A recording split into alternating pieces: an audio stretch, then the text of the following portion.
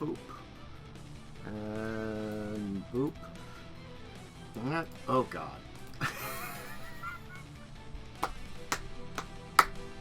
Wonderful start there. Don't worry about it. Just on the wrong section of Discord there for a second. Hey man. Sometimes it's just gonna happen to you. Hi everybody. Welcome to Discussing Tabletop. Today with me I have Erik. Momo will be joining us a little later. I hope everybody's having a great week. Enjoyed, yes, I'm normally on the left side, but I am lazy, and therefore I don't want to switch us, because I could, but, that's just me being lazy. Look, because I have so many of these, background screens, I probably should put more detail on them, honestly. I haven't done that forever. I've just lived with what I've had for, a couple years now, but whatever. This show is less about our background and more about the things we talk about. Yes. There you go. And we do have some interesting topics to talk about. We're gonna start by just diving into it, and I kind of want to talk about, Gen Con. Because Gen Con, I feel like, didn't learn some lessons last year when it came back, so I'm worried about it this year. And they're throwing out their existence way ahead of time, which I mean is good for people. Because they're saying that Gen Con Indie, which I think is the normal Gen Con, because I don't know. They've got Gen Con Indie. I guess they're splitting it up because that's Indianapolis, I think is what they're saying, which is the traditional one. Yeah. That appears to be the case. I'm reading through this right now. I've only ever heard of Gen Con. I've never attended, nor am I terribly familiar with the con. I would have to get friend of the show and friend of mine, Rachel, her opinion, because she's been to Gen Con a few times. If I wanted to talk more about the actual event. I know the issue that they had was they had gotten Gen Con tickets for 2020. That was obviously canceled. Now, they made it that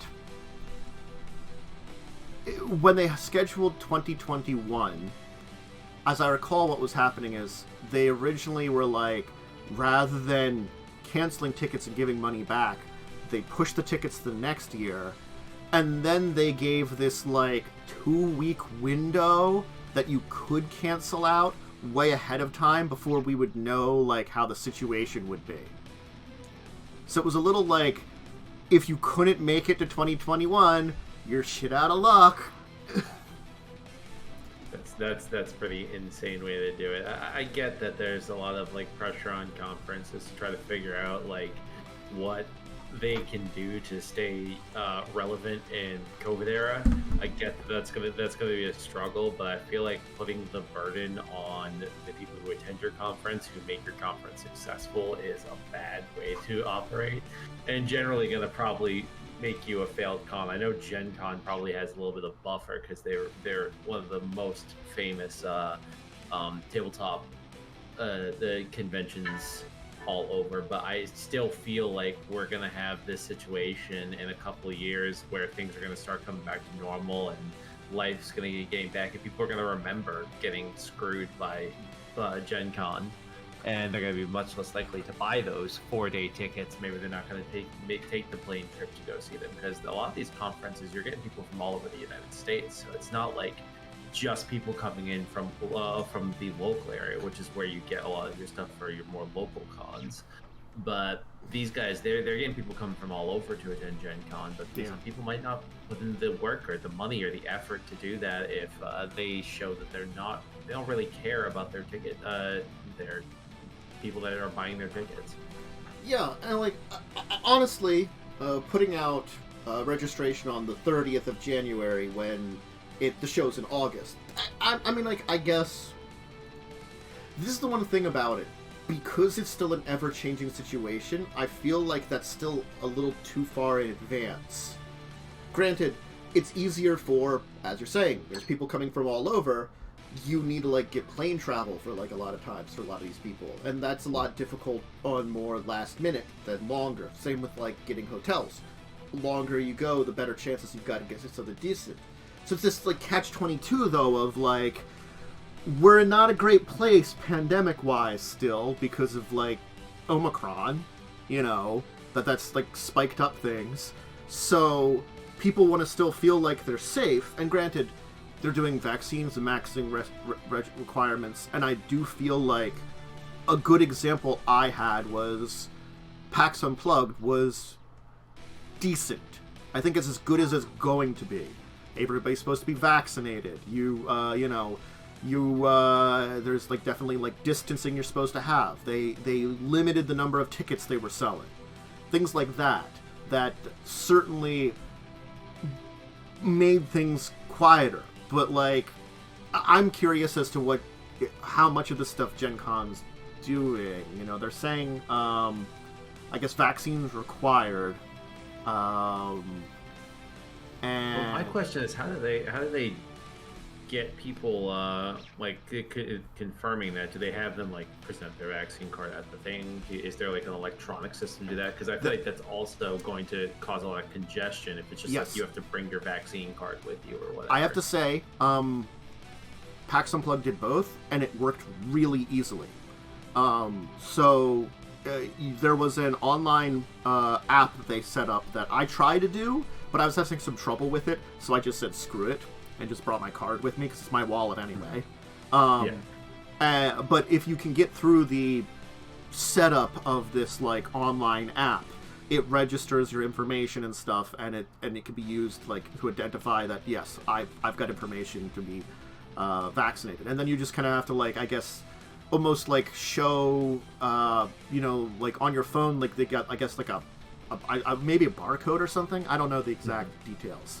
But for what I did it was actually really quick. Is you just had to bring your vaccine card and a photo ID and show them the two of them, so they could be like names match, that kind of thing.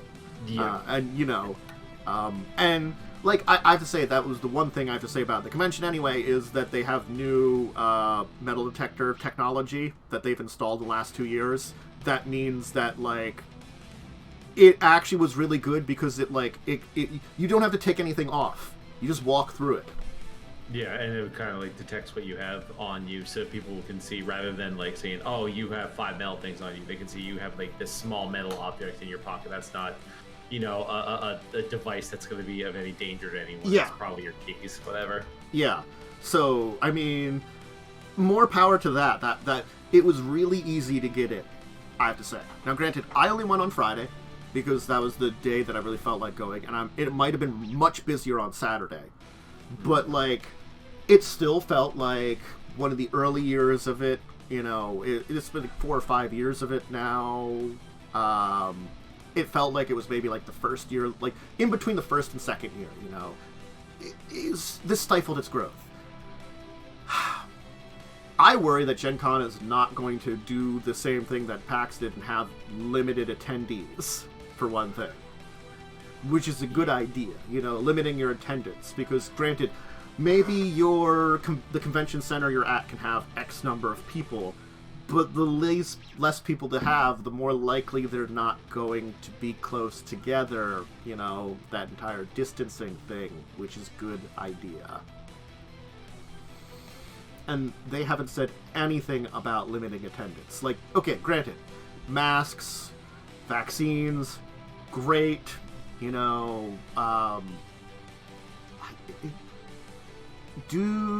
just have to look in here. I saw that the vaccine was important, but I did not notice if... They did not mention anything about limiting attendance. Now, the issue with that is that they only have some say in that case. It depends on... It looks as though what they're saying in this last paragraph, if you look at the health and safety information, they got this last little paragraph that reads, Gen Con's restrictions and requirements are subject to change. Gen Con will consider modifications to its mandatory vaccination policy on a case-by-case basis based on the most up-to-date information from Centers for Disease Control, the U.S. Department of Labor, Occupational Safety and Health Administration, and Indiana Marion County Public Health Agencies.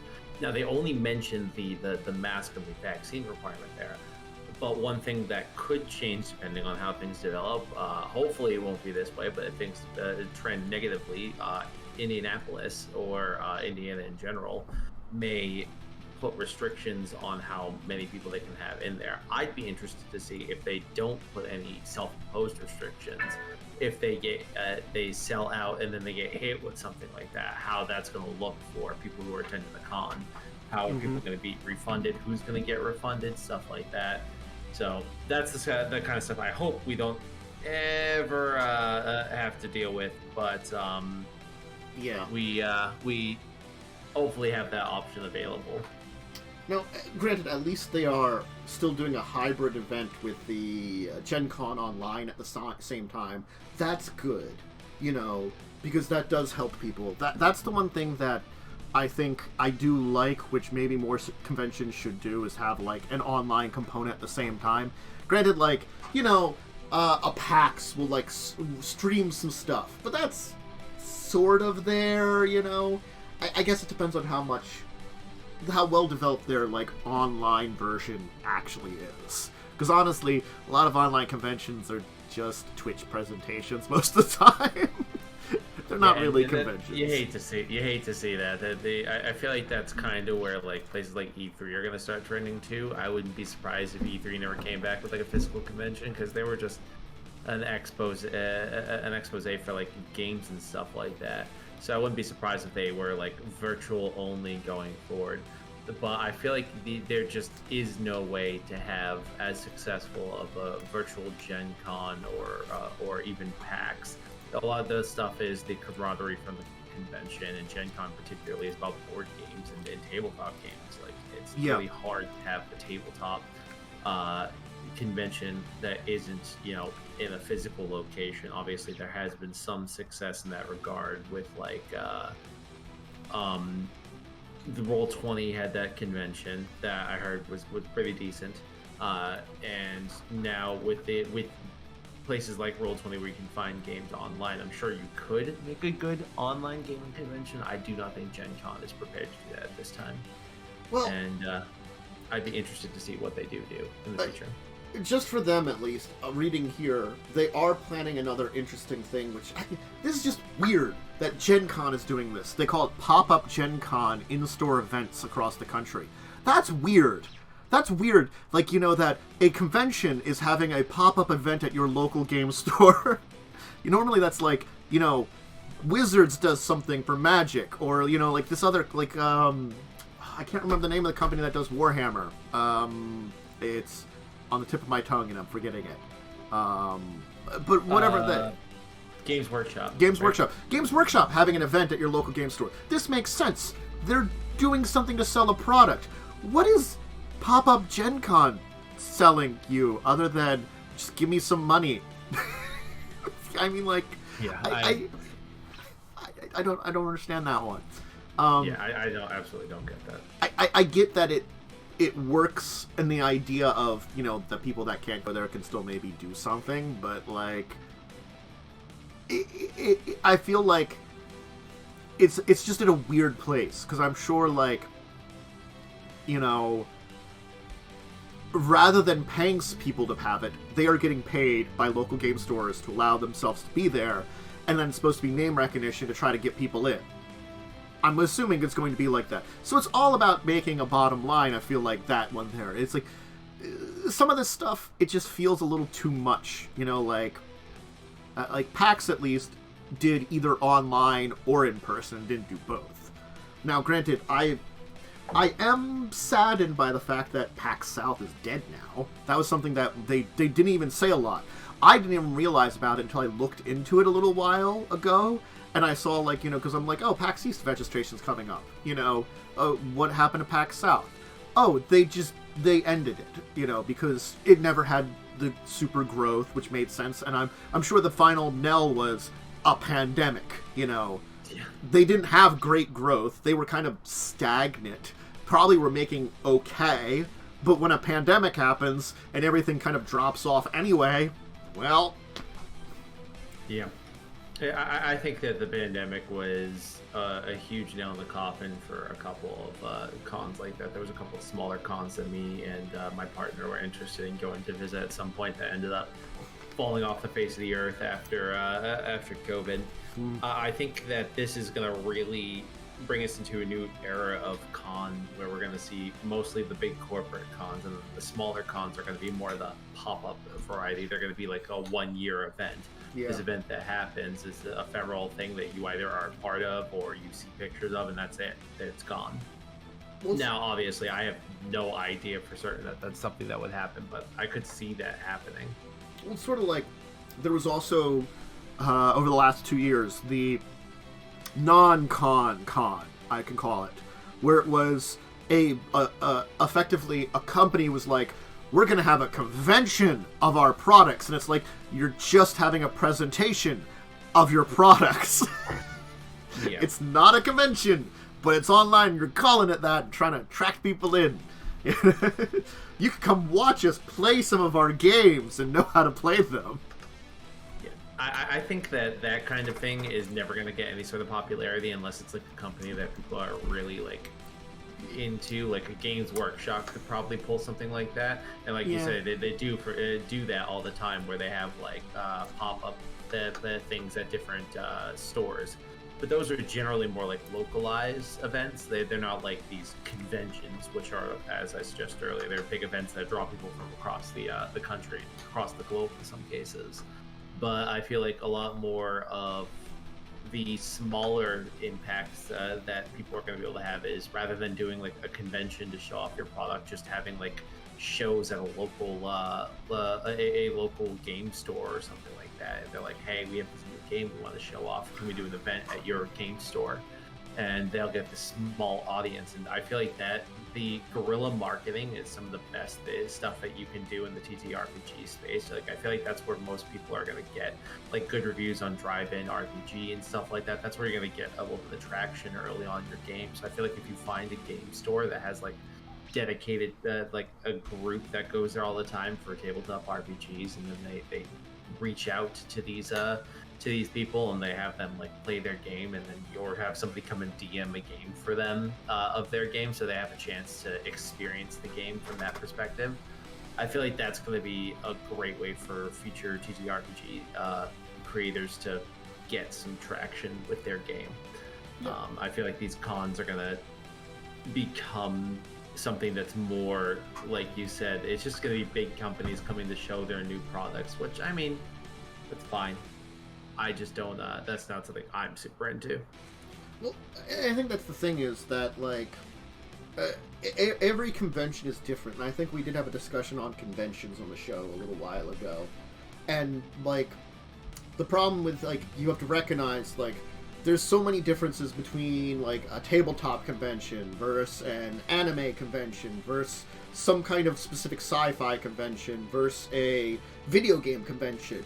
Honestly, they're vastly different the way that they work, you know, like, granted, I hate to call, like, E3 a video game convention because it's a press event, you know, yeah. Like, the Tokyo Game Show is a video game event, but it's in Japan, and no one fucking goes unless you give them money to go to Japan, you know, that's, or you're Japanese, you know, that's a video game convention. Like, one of the PAXs is sort of a little bit of one, but they're kind of general nerd convention, I call them, even, you know. And I feel like they're even sort of trending towards the game expo kind of thing, where they're getting less and less convention-y and more like as just these shows of different products. Which, once again, I feel like that a lot of the corporate, like, larger cons are going to trend that way, just because that's where the money's going to be. But I feel like that's why it would be more interesting to see these smaller conventions like pop up for a short period of time, and because I feel like you could really get that sort of convention fever from just a bunch of people who can get it. We just have to have structures to make it more easy to get money for that kind of stuff. Obviously, there's no good way of resolving that, but I feel like that would be an interesting thought. But to sort of wrap up of Gen Con, Yeah. I think that their best bet right now would be to cut some of the tickets that they're going to sell, but I don't think they're going to do that, and No. I'd be interested to see how that's going to affect them, depending on the way COVID sort of trends in the next few months. Honestly, I would have also waited like 2 or 3 months before they actually sold tickets. Honestly. Like March or April for an August show is still long enough that you can set stuff up,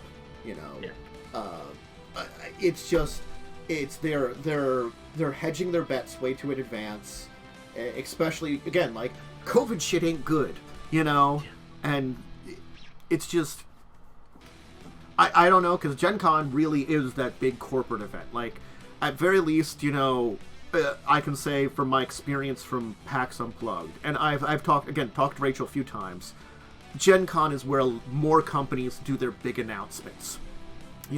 PAX Unplugged in December there's some big companies there, but there's also a lot of indie companies. Like, honestly, there was maybe 50 indie companies that had setups there. That's good. That's what you need at a convention.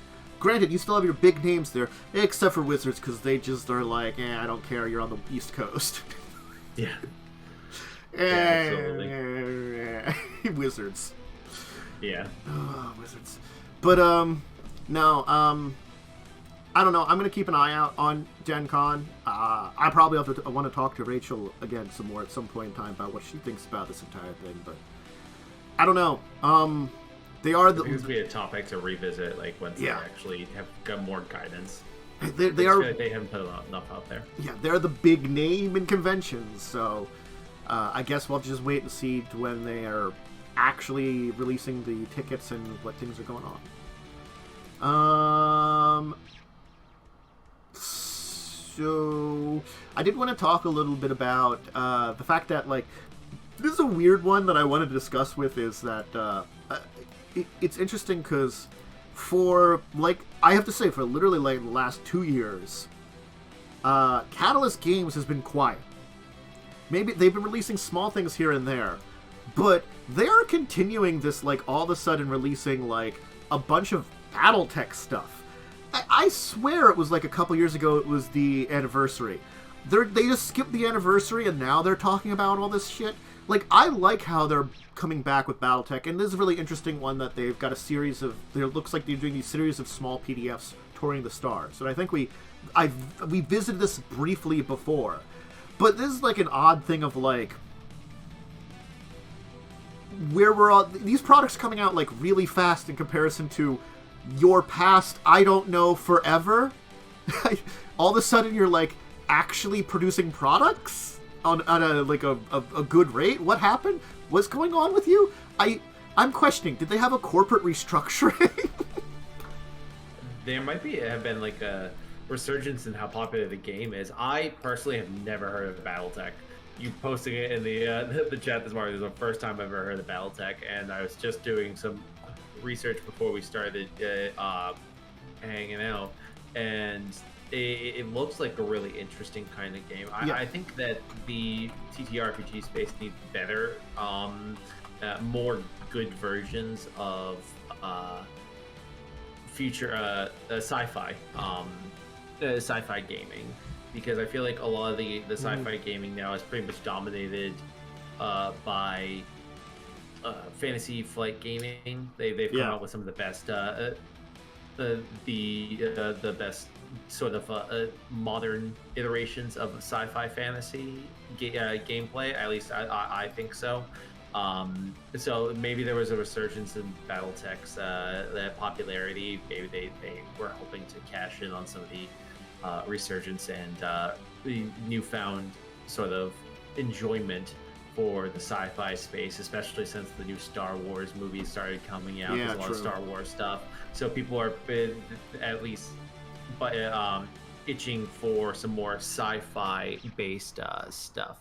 I'd be interested to check out Battletech. I personally really want to find a RPG game that I could run a Firefly style campaign in, but none of the games so far have really given me that same feeling, at least not as effectively as I would want it to do before I ran such a game. So Battletech may have to be one of my next games I check out. The thing about Battletech, and because it's like, if you ever hear about MechWarrior and Battletech are kind of the same universe, they're just different rules. And the idea of Battletech, like the traditional way of doing it was, it's a hybrid, like miniatures game RPG. Kind of like,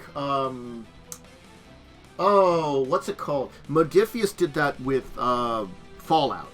They had the one Fallout RPG, which is a mixture of an RPG and their miniatures game. I read the rules for that and never played that. Yeah. Now, granted, they do have a full Fallout RPG now. They finally put out, but like they originally did was that, MechWarrior is a small part of the Battletech universe, and so the idea was like, because that's the thing is that's one of the reasons I never played it. As I had a friend of mine who had a big setup for playing it, and it was like one of those setups you'd see nowadays for Warhammer, but it was for Battletech, and it was supposed to be like a terrain setup you do along with it. So like, yes, you have your RPG components where your players are doing stuff and you're like doing stuff with your mech. Oh, but it's time for a mech battle, and you have to go to like, the terrain thing where you're like rolling all these dice because you're using your character sheets and your mech's abilities. So, it was an interesting idea, and that's one of the things I always thought about is, have they gone full not needing a battle thing like that nowadays? That's one of the reasons I thought about looking into the current version of Battletech, just to see what they've evolved it into, honestly. But because I think that would be interesting. I feel like there's a lot of places trying to capitalize on the wargaming sort of sector, because those guys are willing to put down a lot of money for a game that they like. Because like you look at some of the people's collections like Warhammer 40K, it gets pretty insane. So I've seen a lot of like people trying to do like, this is a wargaming but much less complex, or this is with Battletech. It seems like this is a war game but it has RPG elements, and I feel like you're going to get niche players who are into like RPG elements and and also that the wargaming elements. But I feel like the core audience, I don't think there's as much overlap with the wargaming people as there are with the RPG space people. Because games like D&D can be very number crunchy. You can get that same sort of effect out of it, but I feel like you get the most out of the role-playing aspect of a game like Dungeons & Dragons. But I would be very interested because this is a game that scratches something I personally love. It's why I love video games like Stellaris, because they're games that combine the management of a war game with the role-playing elements of a developing world, and I think that can be very interesting. Yeah. And if they're trying to put out new content, it might be something I gotta check out. Yeah, granted, again, like a lot of this content is, I feel like, I don't know if it's rehashing or new stuff. Oh, let me switch over because we have. Hello, sorry. Not that one. I have to switch over the correct. There we go. That's the correct one. I'd figure out which one of these like versions of Discussing Tabletop is the 3-player one. Yeah, no. I am curious as to like how much of this material is just sort of like how they're doing in Pathfinder 2nd Edition, where they're like taking, we have this information on this area, we're updating it and adding new things that have changed, because it's supposed to be like 2nd Edition Pathfinder is supposed to be like 50 years after original Pathfinder or something, So new stuff's happened, here's updates on things, here's some new stuff.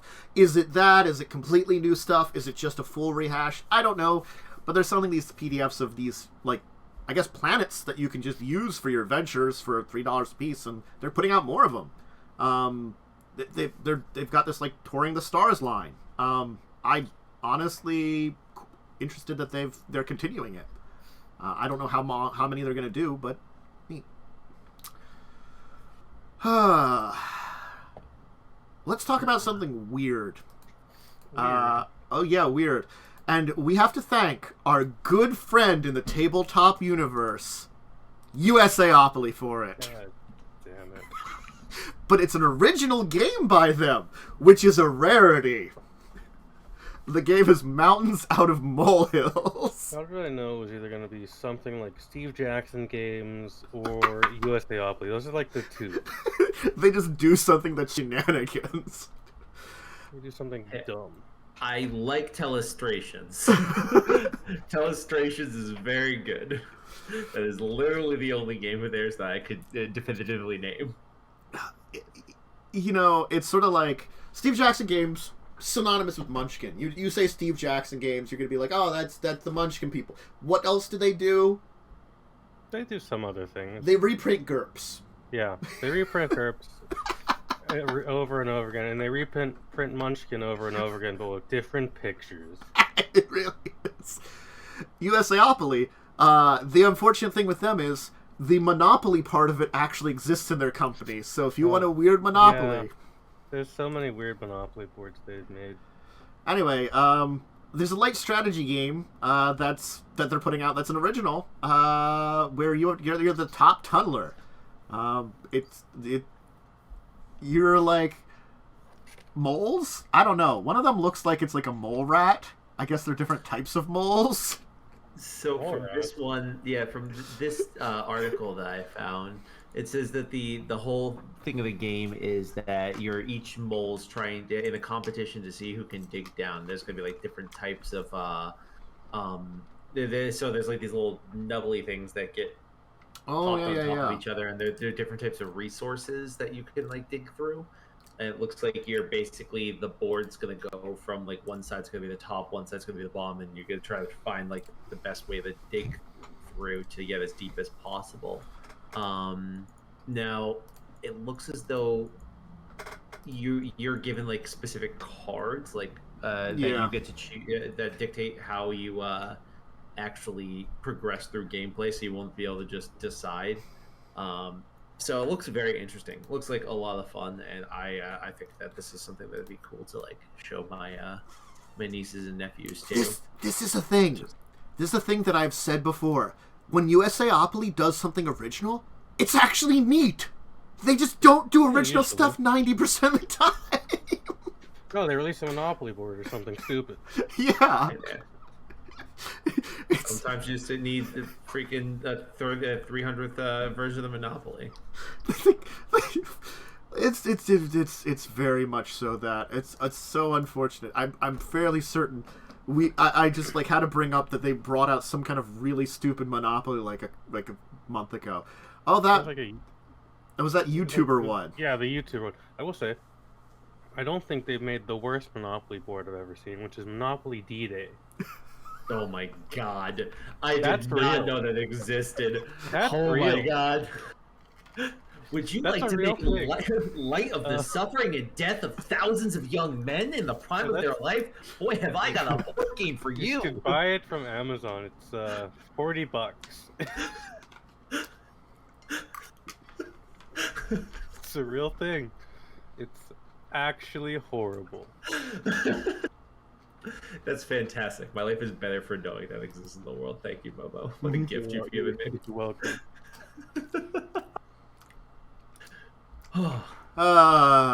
Thanks, USAopoly. At least you came out with this one, which is interesting. Yeah, at least she made something original for once. For once. Oh, Lord. He did it.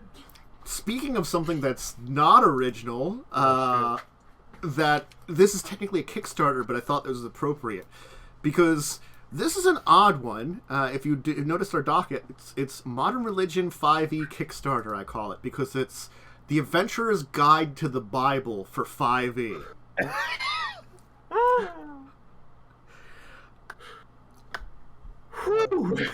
Good God. I'm just reading this plot. Oh my god. Wait, I haven't read the plot on this. Oh boy. Oh, Cleopatra is dead. Oh boy, Cleopatra's dead. Rip to a row, am I right, kids? That's the truth. Yeah, but don't worry, because the Messiah's coming around the corner, baby. Did I get to play Jesus? Can I play? Is that blasphemous? For whatever reason, I feel like it's like, are you supposed to be like the three wise men or something? You can play as Jesus if I'm one of the people who gets to put you on the cross at the end of the adventure. for your cross. You get to play Pilate. It's the misadventures of Jesus and Pilate before they became estranged. Oh my god! Yeah, this is so like it's from a serious discussion perspective. I have so many problems with this. One, a little fucked up.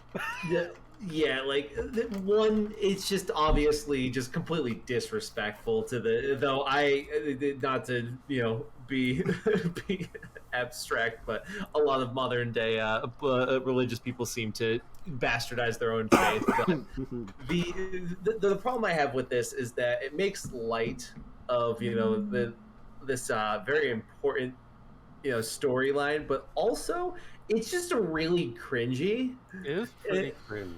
Yeah, it's just like, do you I could see having a game set in a historical time. I could see that being very interesting.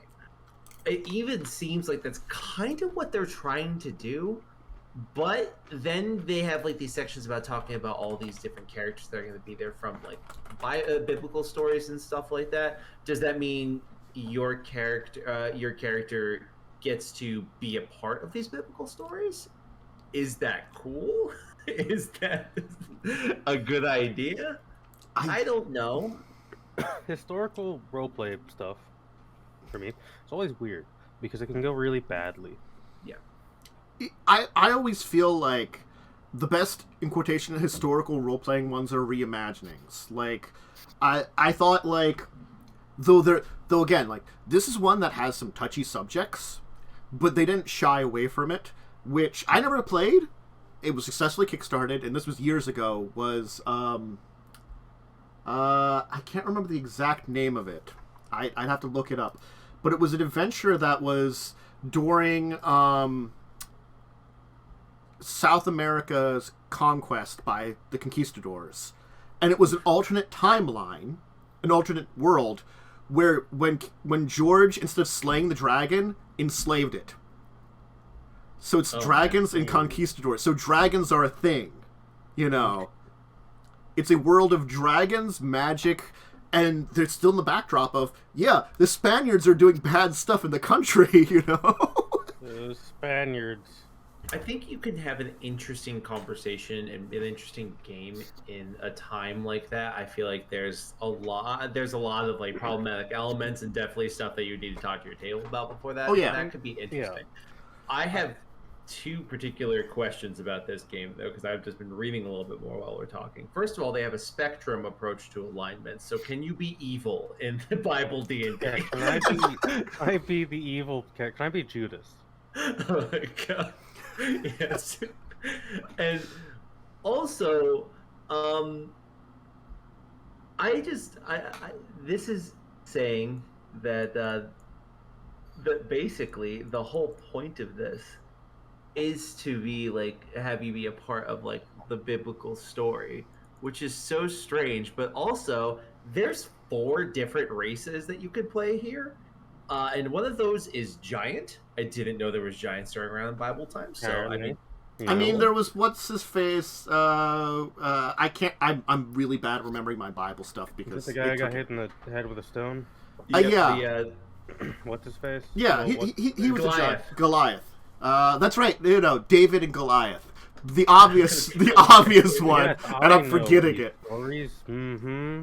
But maybe I'm an idiot, but there's also Nephilim and Rephaim. Aren't those like literal angels? And Nephilim, I think, is like not an angel, but like okay. It's what I say might be wrong because I only know it from Diablo 3. Mm-hmm. You play 1 in Diablo 3. It's like an angel in the human kind of thing.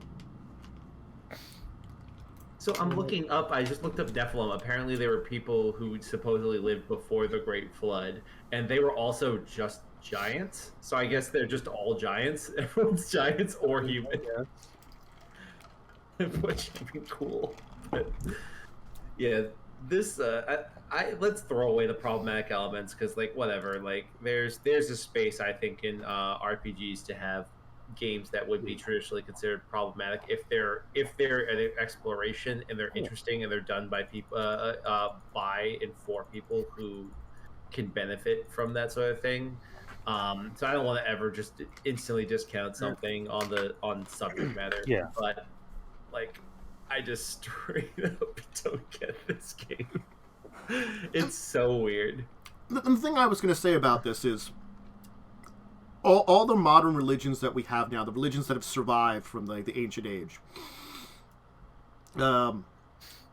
you could play with these versions of these games in an RPG. It's not a problem. There could be a Christianity in your game, you know, and you can treat it as any kind of time period in the Christianity kind of thing. You could treat it like, you know, in like, you know, how this game sort of says it, you know, like the literal interpretation of everything. And, you know, because it's fantasy, the parts that are fantastical and require, you know, belief to believe could just be true in the game. You know, it's not impossible. But, like, I feel like this goes maybe a little too far into it. I feel like a better thing would have been to be like, here's some stuff that would make it that you could use, like, Christianity and the Bible as part of your 5e adventure. Like, a setting inspired by such things. Yes. You know? It could be like as you said, it could be something that's sort of historical, but maybe not really historical. You know, it's like this setting in that time period where you could be involved around it, you know, but not involved with stuff that's like known history that you're messing with or something like that. Yeah. You can do that, and it would be fun. I just feel like, yeah, they took this a little too farther. Maybe? I don't know. So there's another kind of thing like this I saw a while ago, and I don't know if it ever got funded, but it's a great name. Mm-hmm. Nazi Dracula Must Die. Mm-hmm. Heck yeah. Great name. It's like a World War II tabletop RPG. I think it was for 5th edition, where you play allies going to kill Dracula because Dracula is aiding the Nazis. Of course. That makes perfect sense. Yeah. You know? Dracula would be a Nazi sympathizer. I'm going to say it. I think that's far enough removed from reality to be like, that's fine. Yeah. But I feel like this one isn't for some reason. It's the same way I'm like cool with Wolfenstein. Yeah, it's stupid and silly, and it's far enough removed that it's like that's funny. I feel like it's the issue of, you know, history that is true, that like we can confirm history, adding in a fantastical element, and then this part of history where, regardless of whether you believe in, you know, you're Christian or not, there was stuff that happened in this time period, and the Bible and the stories of it, and this came about as part of this, you know? There was something that happened there, it's just there's a lot of fantastical elements to it already, and then when you're trying to add more fantastical elements against something that's already, like, a story in and of itself, it's sort of like playing Lord of the Rings, like, if, like, I think there's a Lord of the Rings RPG, but let's saying like there's multiple. I'm pretty sure playing in one, and then all of a sudden being like, "Well, you're totally in the Fellowship of the Ring. Congratulations, you're there too now." There's Frodo. Hey, there's Boromir. He's an asshole. Yeah, that's a little weird because then you're like you're heavily altering what's going on. Right. I'm just gonna say what's weird about this, right? If you play a cleric, you're just better than Jesus. Because you have cleric powers. Oh my god! I was just thinking about that too because I'm scrolling through the list of characters because they like assign different characters like classes. So they have Samson as a barbarian. They have freaking Isaiah the prophet as a cleric. So I'm just like going through that. I'm like, yeah, you just actually have magic powers as a cleric. Jesus! Oh, that guy who turned water into wine. Guiding bolt to Roman. Yeah. Yeah, what's fucking Pilate gonna do to me? I got my Magi buddy who's gonna hit him with a quick fireball. The 1-2 fireball. Yeah, because this is 5e too. Yeah, like, this is 5th edition. Romans, lend me your ears. I'm gonna go ahead and quickly hit you with the fire. I'm really this is one that I'm curious too, because I know during this time period we would have been the time period where Greece would have been conquered by Rome. Why is there Spartans for fighters? Yeah, I know. One question, actually. Yeah. You could have been just like they're a gladiator or something. I don't know. Yeah, Spartans. because the Romans have to be the bad guys. So yeah, Rome bad, even though. Well, I mean, it's historically Rome was pretty bad. Yeah, Rome was pretty But bad. like, kind of everyone was at that time, because it's almost like it was a time period where conquering your enemies was a way of life. Humanity was a cavalcade of suffering for a long time. Oh Lord, yeah. It's not until recently that we were peaceful. Yeah. We're still not great at it. We try our best.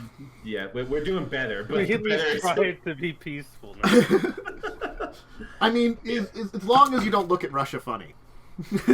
Yeah. Sorry, Steve Jackson's king. You're not in the good graces right now. Putin is slowly planning for assassins for Steve Jackson, even now I speak. Bond villain. And this is funded. That's the thing about this. It's Funded, which is wild. They got their funding. So I'm reading some stuff because there was like a whole post, Reddit post about it when I was looking about this, and the guys who did the publishing actually put like this little thing because somebody said I can't wait to see the Christian response to it, and apparently a lot of the support they're getting is from young people and like youth pastors who were playing D&D with their youth groups. So apparently, that's fair. Like, cool. Good for you. It's still a little weird. It is very weird. I will absolutely say that there's no way we're going to avoid that. This is very weird. Yeah, no, I think that's it. This is very weird. I feel like for my level of wanting to have an actual interest, they went a couple steps too far. Definitely. But other than that, I mean, like, interesting. It's a thing that someone's done and made. Man, I can't wait to roll for sacrilege. roll for sacrilege. So let's talk about something, because I decided that we're going to use a topic I came up with last week for this week. A great topic. And today's deeper discussion topic is one that I like to call Wizards. Why? No. Just why Wizards? I'd like to reiterate from a previous episode, this is why Wizards of the Coast won't ever send us anything or talk to us. I'm not gonna lie. Someone's gotta say it. I'm pretty sure that's true. Look, I'm gonna say first, before I dive deep into this entire thing, in my spiel on this entire thing, because we have complained about Wizards a lot of this. I still like them as a company overall. I think they corporately, at least it seems like, I don't know how much Hasbro's involved, they don't do the most awful things. In general. They make plenty of good choices out there. Yeah. They also make really terrible choices out there. Yes. And it's just... I like most of their products. Mm-hmm. I think most of their products are good. I think they make really dumb decisions with these products a lot of the times. Looks at Magic the Gathering. Yeah. Looks at Secret Layers, The Walking Dead. Yeah, looks at... Oh, you don't even know. They've gotten worse. Fortnite. Fortnite.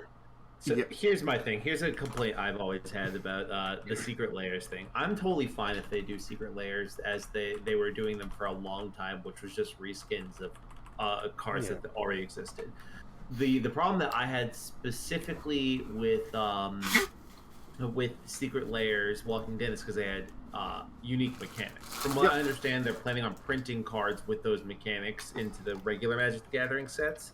So that's no longer going to be the case, which is good. That's a trend toward the right place. But I think that Magic the Gathering should never have this, because Secret Layers are always going to be really expensive. They're unique cards. It's a collector's item, and that's fine. But I don't want a collector's item to be uniquely powerful. Even if the ability that they get is not like the best, having unique abilities cordoned off by these incredibly expensive packs is just it's bad. Yeah, it is. I mean, the only one I would ever buy is the Fortnite one because it would be hilarious to beat someone with a Fortnite card. Yes. And if I can default dance on my opponent, exactly, then I'm gonna do that. Do a few dabs. So, like, I think it's sort of like you have to look at Wizards as an overall company, that there is sort of like there's 3 sections to it, but really only 2 are really the ones that show up nowadays, and that's D&D and Magic. They do have other products technically too. They have a whole they have a lot of board games like that they publish. This is something that I try to forget. I love Betrayal House on the Hill. Wizards published that. Yeah. Axis and Allies is one of my favorite board games. I'm pretty sure that's a Wizard of the Coast board game. Yeah. They might not have originally had it, but I guess maybe when Hasbro gave it to them or something at this point in time. Yeah, they're the publisher of it currently. Yeah. So, I guess starting with Magic, because that's the one we started with talking about here, is they have gone, and this is something I agree on, is that they're flooding the market too much right now. Now, regardless of all the bad and good choices, because they've made a lot of them, like, they've basically aligned with Amazon, so that's the best place to get products, which sucks. They support local game stores, sort of. Like, I don't know the full details about it, but there was some kind of event that was hosted this past year, and the thing is, it had to be, like, at a specific type of game store, and some kind of product that was only sold there or on Amazon, and the specific type of game store, there's like maybe a few hundred around the country. So most game stores couldn't get this. It was like some kind of certification that they needed. It was something stupid like that. So it's like no one got some of this shit. Oh no! It was like a specialized promo you can get or something. You know? It was promos for something. Yeah, I assume for Magic the Gathering. And it would have been a great idea to get it like out to a lot of game stores and get people in, because it was like something people wanted, But no, it was like at no stores. I think like they've just been really wishy-washy as whether they wanted to support the game stores that sell Magic, most of it nowadays. I mean, honestly, yes, Amazon has taken over a chunk of market. The big box stores do too. But the big box stores also have like really shady shit in them that they sell. Yeah. Yes. And Wizards pretends not to acknowledge the entire secondary market, even though they do. Yeah. There's just so much shit that they do. The secondary market is partially Wizards' fault. Yeah. For the current state it is. They don't say anything about it. And as Erik said, secret layers. The concept behind them is not terrible. They just take it in really stupid directions sometimes. I like the concept behind secret layers. I think they just do too goddamn many of them. Yes. They nearly did one a week last year. Nearly. I think it was like high 40s that they ended up doing. Different secret layers last year. That is so much product. Yeah. It's too much. I think a lot of that is because of Magic the Gathering Arena. I feel like because games like Hearthstone are constantly updating their cards. Basically, like every quarter, they're having a whole new big release, and they're constantly updating stuff throughout that time. Whereas Magic the Gathering, because it was a physical card game, generally would have the blocks would be longer in time before they release the next one. But yeah, I believe a lot of the problem that they're having, a lot of the reason I burnt out of Magic the Gathering was because they kept like doing new stuff, and I'm not gonna dump $500 every couple of months so I can keep up to date on the cards and stuff like that. Nope. It's like Magic the Gathering got to a point where it was like there's too many sets being released now at this point. You're making me pick them, and I don't care anymore because your big boxes are so expensive. Yeah. It's like I've had to cut down. I still like collecting Magic sets, but I think like for me, I have to stick with the core sets now, and that's it. Like it's easy enough to spend like, let's say, like $400 a year on Magic, because honestly, I can get like a box for $100. That I could do. I could do that.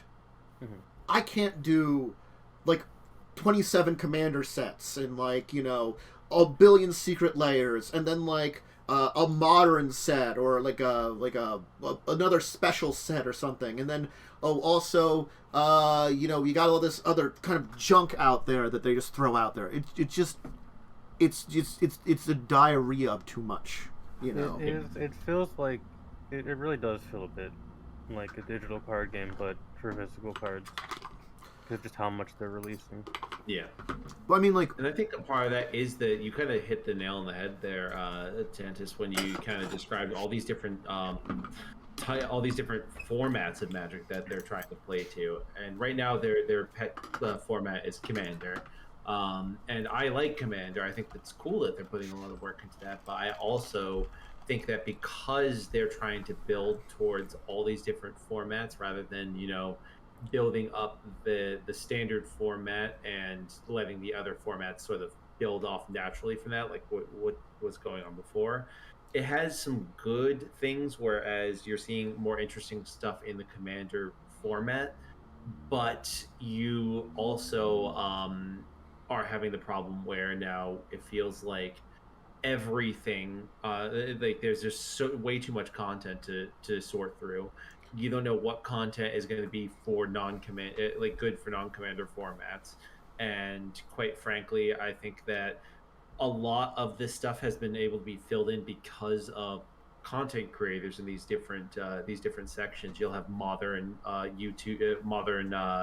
YouTubers, and then you'll have commander format YouTubers and stuff like that.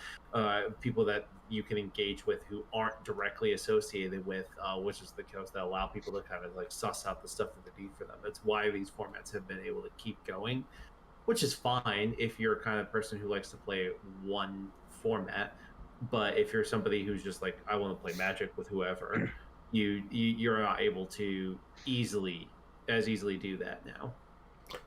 I think that's why, like, I have to say, like, if I would compare myself, I'm like a vintage or legacy player, because I like building a Magic card deck with whatever the fuck Magic cards I have, and that's really it is. So it's like I'm not restricting myself to one thing. Now, granted, I do like taking one of the things I do like doing is like taking my box of Magic cards I got, I'll pull out the cards I want to put in like other decks, and afterwards just see what I have and build a deck out of it.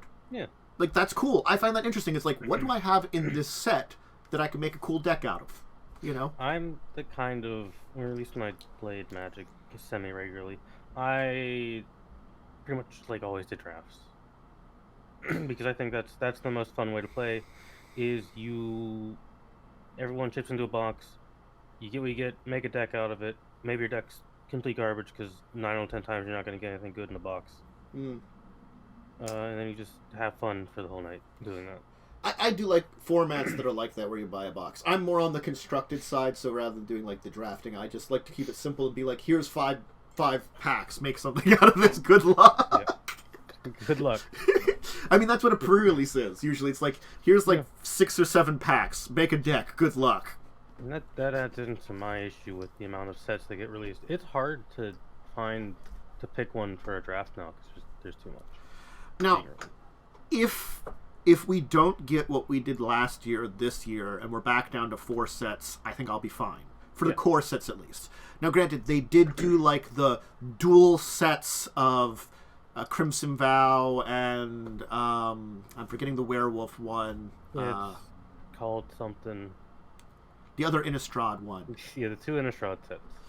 Like, I understand they were kind of meant to be paired together. That's kind of neat. And it doesn't sound like they're trying something shenanigan-y like that to get a 5th set in, because that felt like a lot. But I don't know if they're going to do more. They might switch it, and that's the terrible thing. Like, you know, I don't know. Honestly, the only set I have currently any interest in is the Neon Dynasty set. I mean, like Neon That's kind of Dynasty the only one I looks have any really interest in cool. right now. As soon as they got announced for it. Well, leaked, I guess, more than announced. So there's Kitsune in it, which I think everyone kind of figured there was. Yes, I mean that was assumed, and I think like Streets of New Caparada or something. I think that one sounds interesting. The like demon mobsters. That sounds like an interesting set to me. Yeah. See, like these things, that interests me more than the vampire wedding and werewolf shenanigans did. It almost felt like the vampire wedding and werewolf thing should have just been a Magic Arena thing and not a physical card thing. Or one set. Yeah, or just one set, but no. And I have complaints about Arena. Like, I never got an Arena. It still has UI issues. It's still only single player, which is just a problem. That's my biggest problem with Arena is still only 1v1. Yeah. Yeah, I wish that you could like do two of the things that I would add to Arena, if I could, is to have ad hoc tournaments that you could do with like your friends, just like you get to invite a bunch of people to tournaments. It's also really annoying to challenge your friends in Arena. It's almost like it legitimately doesn't want you to play with your friends. It wants you to just hit the ranked button over and over again. Which I get. It's good for the people who don't have like a lot of friends too. They're just trying to get in to keep playing. But the other problem it's with also... Arena is eventually you hit a point where everyone plays a single deck, and that is it. Yeah. It's a digital card game, and there's always the meta deck. Yep. There's meta. There's always been meta in Magic, though. I think it's more pronounced in a digital format. I agree. I absolutely agree. And here's another thing that, like, they've introduced alchemy now, which is they're using on... The problem is they're forcing it into certain formats, which alchemy is their digital-only stuff that they're now putting out, which I'm not against them putting out digital-only stuff. If they want to do that, great. It's cards that don't function in a non-digital format or really would be very difficult to function in non-digital format. That's fine. Honestly, if they want to do that, I'm not against it. People want to earn those cards. I find it terrible that they're shoehorning these into certain sets or certain formats, so you don't have a choice. You've got to play with the alchemy stuff. Yeah. And then, not only that, they're using the excuse of the alchemy that they can rewrite the rules on cards. And some people don't like that. Some people want to keep the cards they had, you know? And it comes down to another thing of, like, Arena being like such a digital only with no redemption, and it's like you're buying Magic cards twice, or you're grinding like a freaking mobile game in order to get shit in it. Yeah, it's Arena. I've tried it multiple times over the course of since it came out. It's never been in a place I actually like. It's never gonna be Magic Online. Pretty much, it's never gonna be one of the good Magic games.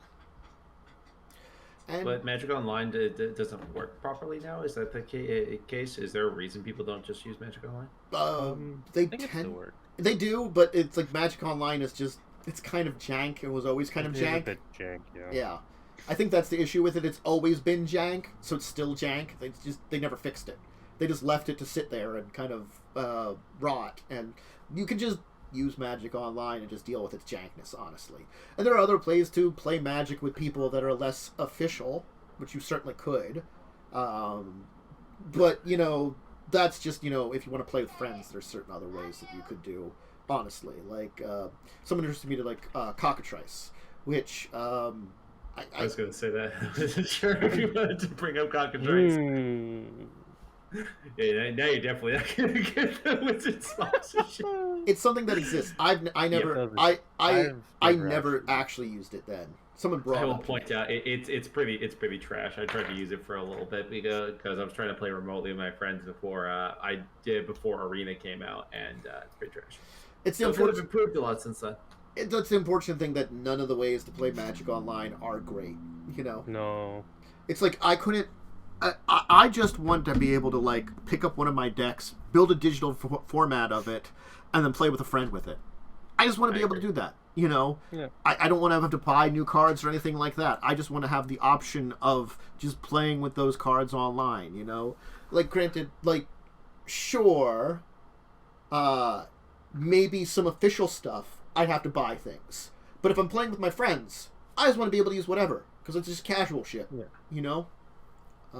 See, I would even see, like, as a compromise, rather than having it done the way it is now, like, have it so you can buy the physical cards, and then there maybe even, like, you charge, like, a small monthly fee to have, like, a service where you just are able to scan the cards into the system and just play them from there. That way, you're still getting money from people buying the physical cards. You're still getting some money from to help you pay for the service of scanning them in and stuff like that. But then people don't have to double buy cards. They don't have to feel like bad about doing that. They're basically just paying for an extra service to be able to play their their physical card game in electronic space. Yeah. There is now a program that, oh my goodness, I can't spell Slingers, I believe is what it's called. That's like it's more complicated to set up because basically what you have to do, you have to have a camera facing over the field of play, and then it identifies like the cards that you're putting down and like makes it like electronically viewable for the person who you're playing with, so you can play physical Magic virtually. I feel like fleshing that out is probably the next best thing for the space, because I feel like that's one, more interesting. I just feel like playing physical Magic is just fun. Yeah. There's nothing that's more going to be fun just busting out like a paper, like some cardboard. Yeah. But I think that is probably the best way to move forward. I don't think that there's ever going to be any major support from Wizards of the Coast there, because they want to double dip. Well, it's sort of like Wizards of the Coast is now pretty much given up on any of their like events. Effectively, it's like Channel Fireball or or Star City Games. They're running their little magic events they do. Yeah. They've also apparently yet again, not only did they have they repeatedly gut their Pro Tour league, now they've given up on it entirely. They just got rid of their current league, whatever the hell it is. And it was like whatever, I can't remember the exact format it was. It was just stupid and confusing, the previous format they had just had, and now they just threw that one out the window. And I'm like, well, and they don't have a replacement. So it's sort of like the problem with this is there are people that make their living on the Pro Tour Magic League. You're screwing these people. I mean, like, these are longtime Magic the Gathering people who support the game, show it off. Like, honestly, like, I don't really know any of those people, but I'm just a casual Magic person. Like, I've heard names before, and sure, some of them, like, if you mention a name of someone, I might be like, I recognize that name. Who is that? Something like that. But I'm bad with names anyway, so that's probably what I would say with most people. That's fair. But that idea that there can be recognition gained because I'm in that circle to a degree too, You learn these things if you're in that circle, and these people can become like the celebrities. I don't know. It's just that, like, I feel like they're also like throwing a lot more towards their like digital tournaments, which are esports, and I just never have been that big on esports anyway, honestly. Esports are like, I'm gonna say, esports are boring. It's boring. I do disagree. I actually, I would come at this from the other side. I love esports. I think esports is a huge thing. I think it's going to be a wave for like future entertainment. There's only sorry. No, go ahead. There's only like 2 esports I've ever gotten into. One of which was StarCraft esports, which is dead now. That's been dead for a while. Rip StarCraft esports. Rip StarCraft. Lost a good one right there. Lost real one. 4-1 out. And though I don't play Dota, I do like watching Dota. Yeah, Dota still has a strong one, but in regards to the transition to esports, I absolutely agree that should not have been the way that Magic the Gathering went. That's genuinely tragic. I think that Magic the Gathering pro play is something that I engaged with a bunch, and I thought was very cool. It was something that like made it so I wanted to play Standard for a while. I feel like they undervalue how much professional Magic the Gathering affects their own bottom line. But I also think that they do it to kind of build on Tan's point earlier. I do believe that they have some sort of obligation to these players who built their life around this, and then they just sort of let them go. I know that in the modern era and the system we have going, that we don't, big companies don't have that to these people. They just say, oh, we didn't make them do anything, we just held tournaments. And but they just totally disregard that people like spend years of their life to become these professional like actors here. And I guess it, in a sense, it's sort of like you shouldn't put all your eggs in that basket, but also I feel like there's just no obligation on the side of Wizards of the Coast to take care of these people who effectively were just employees of theirs for years, and really effective manners of marketing for them. And I don't know. I guess that's just something that's a frustration with corporations, but I still think that there's no good solution to that. But I feel like we as players, as people who engage with Wizards of the Coast and their material, need to make our voices heard, our frustrations heard about this. Is why I like that's why I like this little bit here, so we can talk about Wizards, because I love Wizards. I agree with what you guys said earlier. I love the products that they put out. I love Dungeons & Dragons. I love Magic the Gathering, and I've basically, every time Wizard puts out some sort of video game, no matter how trash it is, I genuinely buy it, and I look forward to playing it.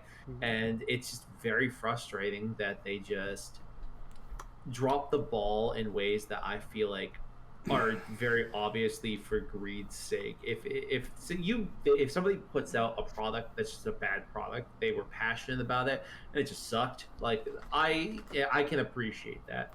If you're doing something for the sole purpose of greedily trying to get as much dollars as possible, I get that's what you're supposed to do as a corporation, but it's just really frustrating as a consumer. It makes it so like I don't want to engage with their products anymore. Like, it's like this. Homelands, Fallen Empires, and the original Kamigawa block are all looked at very poorly. We all forgave Wizards for that. It was learning experiences from them. They grew from that. I don't know if they're growing from anything from this. This is just like... their wallets is the only thing growing. They're growing their share value, baby. The stocks are going up. Yeah, it's unfortunate. Another issue I will bring up, and this is like, it's side tangent. The reason I think Wizards does a lot of what they do is shareholders. I'm sure.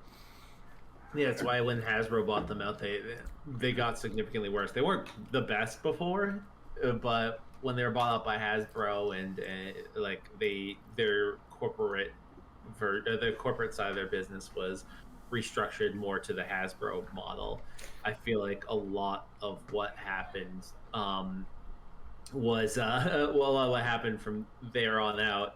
It was sort of destined. It was predestined because of the way the corporations just suck the life and all the wealth of any of their products. I feel like I feel like this is a second Magic bubble almost. You know, there was the big bubble that collapsed and was felt for years. I stopped doing stuff with Magic right when that bubble was like rising, right, was getting towards its pinnacle, because it was just too much at that time. I felt like it was too much, you know.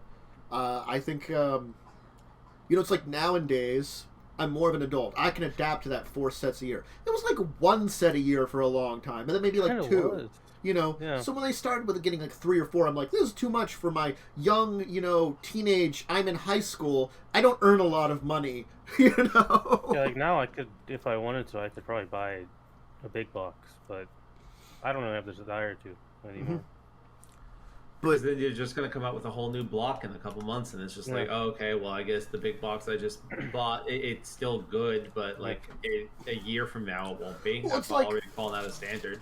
That's one of the things that I'm very happy about buying this Adventures in the Forgotten Realms box that I got, because I'm not only getting these Magic cards, which is kind of neat, the D&D Magic cards.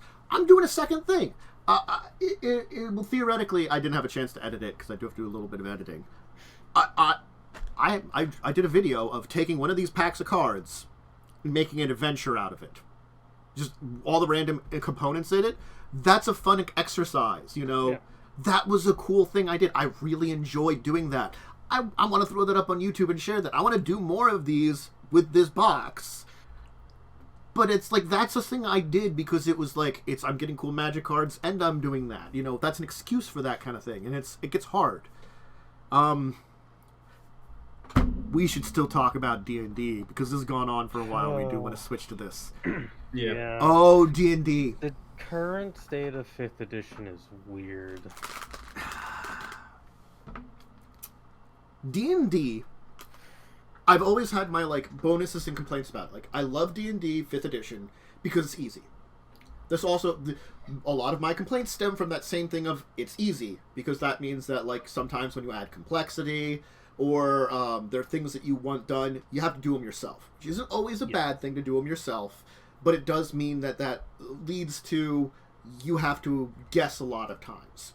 There's problems with that. Yes, we've talked about that. I think my kind of Wizard's why right now is the generification of the system. And I don't like that at all. Like, yes, the term race in the player's handbook is kind of a bad term. It really should be species because they're different species, and we've talked about that on this show. But rather than changing the term so it makes sense that, like, these different species have basic physical differences between them because they're completely physical species that are different from each other, rather than everyone's the same and you can just choose things randomly. It kind of... I have a lot of issues with the way character creation is done currently. One of my issues, the ability score is no longer being a set thing. I don't like that at all. The other thing is lineages are the single most broken thing that I think they've added to 5th edition in a fairly long time. Because I know this is a minor complaint, and I think 5th edition was too much. Dark vision was too much of a thing in 5th edition already, because they didn't have low light vision because they took that out to simplify. Everything just can get dark vision now. A human can just have dark vision at character creation. The lineages were absolutely ridiculous. So I actually disagree with you on the point of not being able to adjust your ability scores. I like that not having something set by your race, because it gives people the opportunity to play the character but breaks the mold, the wizard, orc, all stuff like that. I do agree. It definitely makes it so these races or species tend to not actually have any sort of feeling to them. They're just more like skins at that point. But I think that's kind of on the DM and the player to help build a culture through role play. I think that's where the difficulty comes there. The issue I have with it is, one, it was said to be optional at release, and it is just required now. All the new books, there's no set bonuses anymore. They're just, here's your pluses, put them wherever. I think it should have remained an optional thing, personally, because I, as a DM, like having the set in stone ones for a generalization of what is the typical person of this species like. And the other thing is, I use pretty much point buy, and being able to put your points wherever leads to a lot of min-maxing. And point buy is already a lot of min-maxing. I tend to use standard array, just because I'm lazy, honestly. But I feel like there is, like, a compromise of somewhere in the middle, too. Like, honestly, like, that's the thing, is, like, there's usually a major or minor bonus. You could just keep the major bonus for a species the same, and have the minor one be the adjustable one. That half-orc could still, like, be really strong, but then you could be like, oh, my other bonus goes to intelligence, because I happen to be the really smart one, you know? Something that... like, elves, for example. Elves in 5th edition especially, the way they are presented is as a dexterous people. So I think having the +2 remain and then having the +1 be free-floating, I think that's actually pretty good. I think that's a good compromise in between the two. I agree. I absolutely agree. Yeah. I think that's a very good compromise. I think I personally would always. I also agree with Momo's take that it should have continued to be an optional thing. Let the people who, because you are very correct in saying that it does give you a sense of the species when you see their stats. I do think that could be detrimental depending on what you wanted to do. But I think that for somebody who's just trying to learn the way that the species is meant to be played in the core books as they're presented, I think it makes it easier when you have those stat bonuses and minuses. But when you start getting into more nuanced depictions, when you start playing in different areas or your own personally created areas, you can utilize the optional rules. Yeah, the issues I have with it kind of fall away because I run in a pretty much exclusively homebrewed world at this point. That Lightning and I have back and forth had many hours of creating, basically.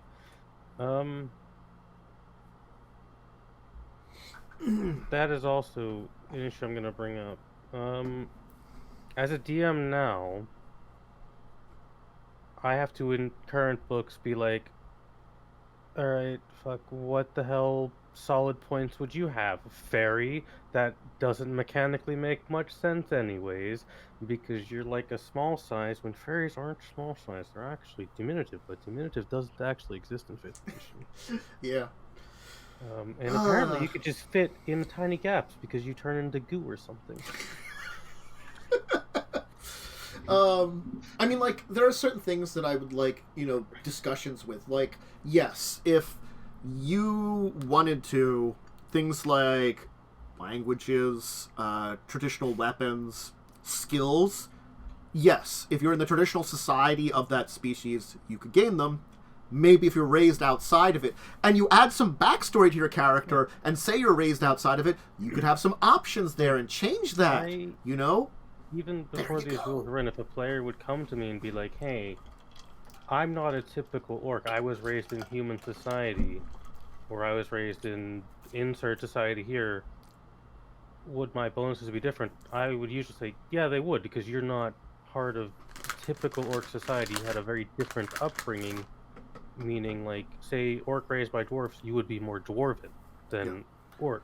You would still be an orc, but you would have the dwarven upbringing and culture. So your bonuses would be a little bit different. I always allowed that. Now it's just like, play whatever you want, which has its benefits and downsides. I mean, I think it's...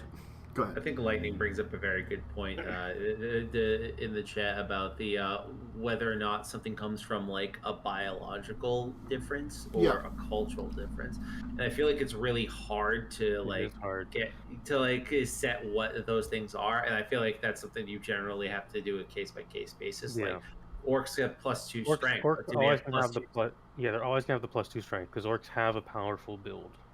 Yes, so that's something I could see, but then like the it's +1 con, I believe, is the other one. I think it's con. I can see that one being more floating. Yeah. I could even see that being arguable to be the opposite way. I could see that being arguable to be like, you could say, oh, could my character per se have a +2 con because he is tough, but he's not necessarily strong. Maybe he's a sorcerer, so maybe instead that +1 goes into charisma or something like that. That's why I like it more free flowing, but I also do like that framing. Like how is your stat bonus coming from? That's why I kind of like, though I still iffy about the system as a whole. I kind of like the way that Pathfinder 2nd Edition did a lot of the stats, where you get your stat bonuses, you get some free floating ones that you can add in to customize your character. But if you choose a species, then that species has like usually a locked-in one and then the free-floating option, and then your background gives you a locked-in one or a free-floating option. I feel like all those are very interesting ways of doing that. I really like the way Pathfinder 2 does character creation, because it's very much just a checklist and it's very simplified and easy to follow. Compared to Pathfinder 1, it's a mess to make a character. It takes a long ass time. Yeah. And even 5e, it can still be, depending on what you want to play, it can still be a little hard making a character. I think Pathfinder 2e does some really good things that I feel like, rather than learning from Wizards, it's just like saying, like, fuck you, I'm doing my own thing in a bad way. Like, ancestry as a term.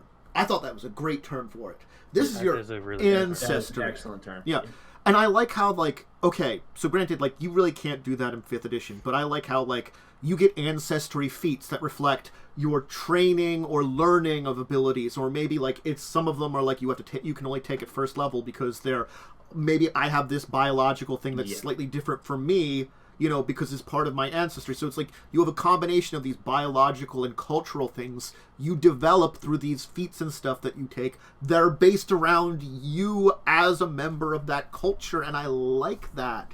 And that and that ancestry, you know, they build it very well, and they build it in a better way. And then maybe 5th edition has to take a thing that maybe, yes, separate out this is what I get from this is what I would get if I'm part of this culture.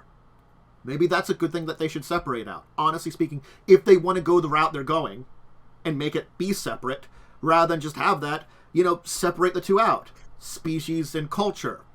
Honestly, yes, it's a fourth thing you're choosing, but it would maybe fix some of this shit that they want to do. I don't know. Yeah, I agree. 5th edition is just, and it's been in a weird state for a little while, but it's just kind of in a weird state since Tasha's, in my opinion. They're a holding pattern until like they actually figure out like what their next big thing they're gonna do is. They've just been releasing like supplemental content and stuff like that, and I'm curious whether or not this is like the end of 5th edition and they're like moving on to starting to develop like another edition, or is this like there's the weird like that big thing they said they were going to do, the 5 quote unquote that people are calling 5.5. Yeah, we know the first product that's out in the line is the unfortunate one, which is the rules expansion gift set, which for $170 you can get 3 books you might already own plus 1 book which actually adds to stuff in a really great way. The book that adds stuff isn't announced for a solo release yet. It's purely in a bundle with books I already own. So frustrating. This is why I like. That's just such a stupid business practice, and it's a business practice that's everywhere. It's in video games, and now apparently it's in fucking TTRPGs. It's what they did with the Modern Warfare 2 remaster. They tacked it onto that new Call of Duty game that was trash. But yeah, like it's just another thing that's just so frustrating. It's like you're making an expansion of your rules, but you're selling it tacked onto a couple other books. It's an artificial way to jack up the price. Yeah. It's the Monsters of the Multiverse. It has 30 playable, updated player character races. That's the thing, is updated ones. So I don't know what they're doing with all this, with all the species at this point in time. I'm curious as what they're doing. And then a massive bestiary of over 250 redesigned monsters and stat blocks. Are those ones from the Monster Manual? Are they new ones? I'm curious also in this one. And this is supposed to be their first step towards whatever their 5.5 might be. I don't know. But, like... I can get a generally a good idea of what the stat blocks are going to be like, because since Witchlight, the stat blocks have been very different in both good and bad ways. One of the ways I am kind of neutral on is the way they do spellcasting. It's just an action now, and you get X amount of times you can cast this spell. It's basically spell slots, but simplified, which I think is whatever, it's fine. Yeah. Alignment has been just removed off of most stat blocks. Because Wizards, I don't think they know what they want to really do with alignment. See, I never liked alignment. So I have no opinion on... Because a generic Mook alignment doesn't matter to me. Yeah. But what they're doing for the bigger named monsters, like dragons and actual named NPCs, are like typically this alignment. So it still gives you the leeway. I feel like that's probably a decent way of doing it. Like, yes. I feel like maybe that's something older editions did better, is rather than basically like saying it's this alignment, they were like, typical this. Or like certain ones, like if it's a demon, it's always this because it's a fucking demon, you know? Yeah. In current, the current stat blocks, at least in Witchlight, and I didn't really see any of this in Fizban's Treasury Dragons because there's no named characters in that outside of Bahamut, he's lawful good, I think, because he's a metallic. Also a deity. Only named characters have a set alignment now. Named characters with lore. I don't necessarily. I could care less about that. I think that's a good change. Yeah, I do think that it's good for the purposes of making it so you have an idea of how this character acts if they're already pre-established. Like if you just brought Bahamut out and he was just going and dust in whole villages, then it would just very much affect the feel of the game because people would be like, okay, that's I know Bahamut does. He's the platinum, exactly. Yeah, so it really that does actually affect your game if you misplay those characters. So I do like adding in alignments or alignment suggestions for like big characters and leaving out alignment for like most other monsters, because obviously you can have monsters that are just evil. Like you could just be like, oh, these goblins are just evil. Like I personally find that boring, but like you could do that and that wouldn't be that's no problem with that. I don't like the thought that we have to be told these monsters are evil, because I like the idea that a goblin could have more complex reasons for conflicting with the party. Oh yeah. And I like when there's those complexities. I like when the heroes are heroic at the end of the day, but sometimes their heroism is challenged. Are they being truly heroic, or are they just doing whatever the status quo is demanding of them? Yeah. And that has interesting implications on gameplay. So I think adding in the ability to have the or even the thing is, obviously with D&D, like they could put alignment there. Like they're not my dad, they can't make me do it. No, so, Jeremy Crawford is going to come to your house and make you use this alignment for this specific fiend, or he's taking away your books. Don't you take away your big D20.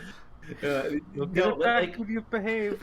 So for like them doing all that stuff for me as a DM doesn't matter. The reason I want this stuff to change is, and I like some of the changes they're doing, is because newer DMs don't get stuck in a rut. Because a lot of people, when they first pick up the books, they'll look at the alignments and stuff like that, and they're like, this is how I'm supposed to play the game. If I'm not doing this, I'm doing it wrong. This is how it's in the book.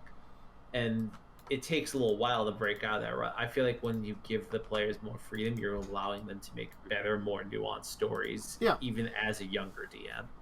I think that is what 5th edition is trying to head towards, because Strixhaven, the new Strixhaven book, it doesn't give the DM a lot of set information.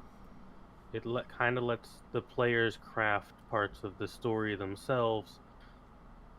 A lot of Strixhaven as a university isn't actually even mapped. It is often up for the players to decide where certain things are.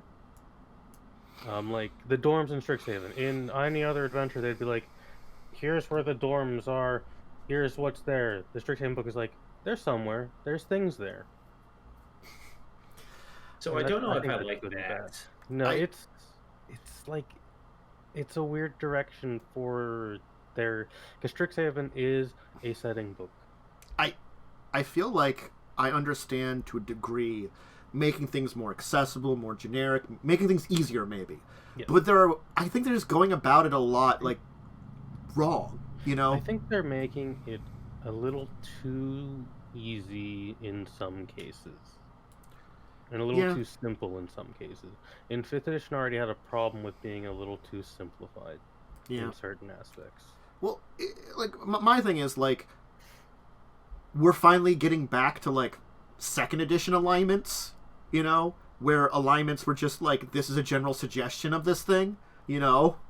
That's really what it was, because even, like, under 2nd edition, they would say, like, always means that typically there could still be a unique member of this that would happen, that it would be like a different alignment. But that's like, you know, 1 in a million chance, you know. Most of them are going to be this way, you know, because of freaking, like, you know, the demon, you know. Oh, hey, it's that, like, one neutral demon that exists out of a million of them. Yeah, hey, you know, he showed up. He's like, yeah, that's Jeff over there. He's Jeff. Chill. Yeah, he's been banished to the material plane for like 1,000 years because, like, you know, he's like, I'm not really that evil, you know. I'm good for some like pranks and chaos, but you know, not the evil part of it. You know, I only ate one soul. I'm a gaffs and goofs kind of demon. I'm not really up for the other stuff. Look, I don't really want to hurt people, you know. I'm not, you know, if it happens accidentally, I'm not gonna, like, you know, it might still be funny. But I'm not gonna try to get you hurt, you know.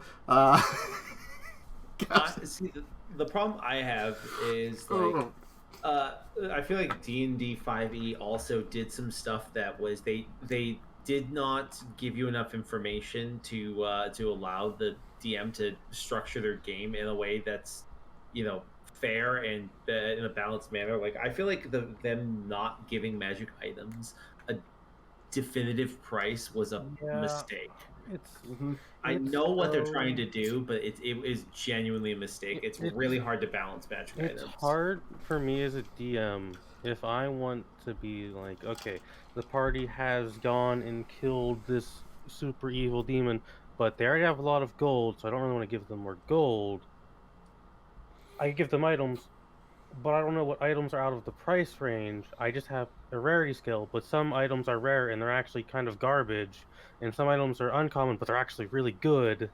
And yeah, and there's so many, like, I get what they're trying to do. They're making it like, so there's nuance in your world. So they have a set price in the book, then you can't be like, oh, this is a more common magic item. But I absolutely disagree with that. If somebody's like, I want to buy this, and you tell them, hey, this is a more common magic item, it's cheaper, they're going to be like, oh, cool. Or if you're like, oh, that magic item is not really popular around here, I feel like there's easy ways for them to be able to tell through context clues that they'll have a hard time finding that certain item, and making it more expensive is a lot simpler. Yeah, because I see what the base price should be. Then I have, like, I could be like, oh, it should be 50% more expensive or 25% less expensive. It feels like to me that the way magic items are written, 5th edition doesn't want people buying or selling magic items. They want you to find them in dungeons, but that doesn't work in every setting, and especially it doesn't work in every official setting that exists. Yeah, Eberron exists. Like, what the hell? Like, you literally, Eberron has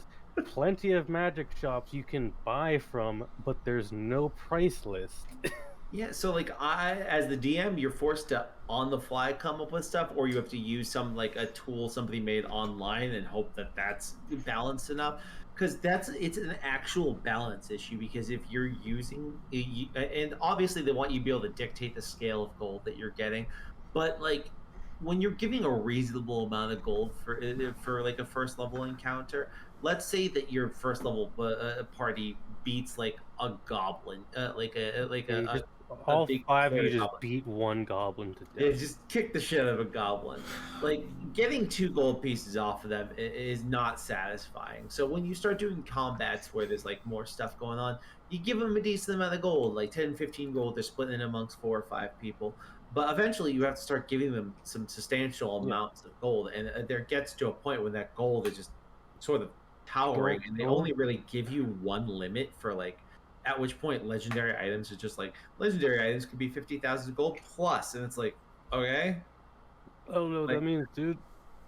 Yeah, exactly. Like, which legendary items are 50,000 gold, which are plus? Yeah, yeah. I don't know why would a shop have a legendary item? First off, exactly. That feels a little weird. Item, I get that they wouldn't price. That would have made sense if they priced everything up to legendary, and the legendary is like, you don't buy legendary items. You let find. me just go to this blacksmith. Oh, he's got a dragon killing sword. Well, oh, cool. How much is it? Even if you put a general, like, maybe, like, if you just say, like, legendary, like, you could just have a sentence with that. If a legendary item can be found in unique situations for being sold, it would be sold at 50,000 plus, depending on the situation it's in. But otherwise, normally you don't find them. It could be like you're finding one at an auction.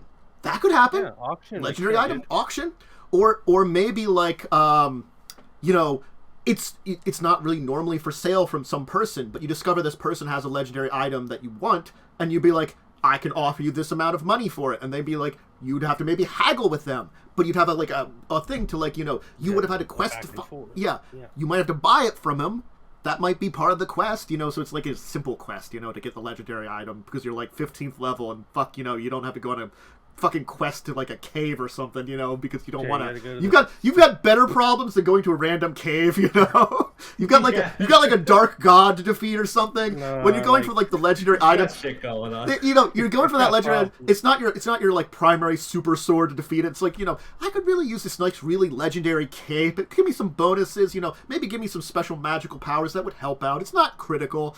Who owns one of these? Kill some goblins for that Dragon Slayer sword. Yep.